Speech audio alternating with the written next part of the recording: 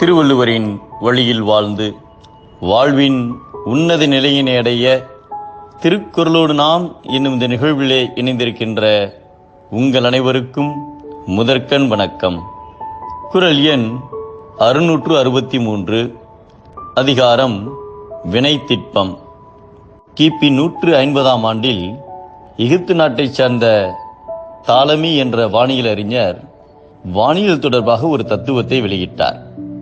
அதன்படி பிரபஞ்சத்தின் மையமாக பூமி அசையாமல் நிலையாக நிற்கிறது என்றும் சூரியனும் மற்ற கோள்களும் பூமியை சுற்றி வருகின்றன என்றும் கூறினார். இத்தத்துவம் அக்கால மக்களின் மனதில் ஆழ்ந்த நம்பிக்கைக்குரிய கருத்தாக பதிந்துவிட்டது. இந்த தத்துவத்திற்கு எதிராக யார் கருத்து கூறினாலும் அது கடவுளையே நிந்தனை செய்யும் செயல் என்று கருதினார்கள். இதனால் இதற்கு மாறாக கருத்து கூறிய பல பேர் கடுமையாக துன்புறுத்தப்பட்டனர். நெடுங்காலத்திற்கு பிறகு 1473ஆம் ஆண்டு போலந்து நாட்டில் பிறந்த நிக்கோலஸ் கோப்பர்னிகஸ் என்பவர் ஒரு புதிய உண்மையை கண்டறிந்தார்.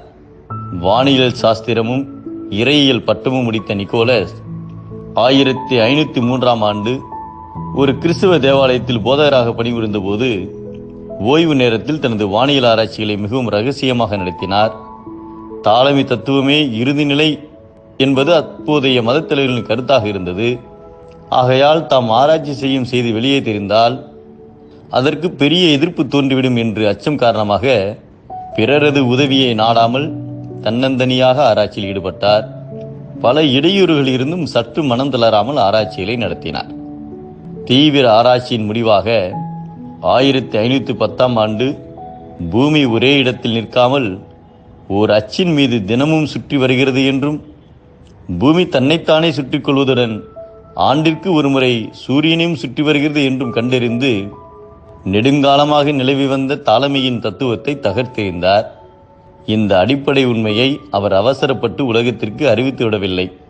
அந்த உண்மைகளை வெளியிட சுமார் 30 ஆண்டுகள் காத்திருந்தார். ஏனெனில் அவருடைய தத்துவம் அன்றைய மக்களால் ஏற்றுக்கொள்ள முடியாததாக இருந்தது. அவசரப்பட்டு அவர் விளம்பரப்படுத்தி இருந்தால் மக்கள் அவருக்கு எதிராக கொதித்தெழுந்து அவரை அழித்திருப்பார்கள். அதனால் 1543ஆம் ஆண்டு அவருடைய மரணத்திற்கு சில நாட்கள் முன்னதாக அவ்வுண்மைகளை வெளியிட்டார். செய்யும் செயலை மறைத்து முடிவில் வெளிப்படுமாறு செய்வதே வலிமையாகும்.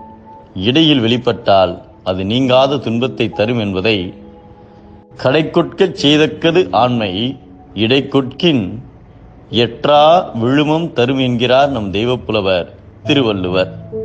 பாதியிலே வெளிப்படும் செயல் தோல்வி, முடிவில் வெளிப்படும் செயலே வெற்றி. மீண்டும் அனைவருக்கும் நன்றி, வணக்கம்.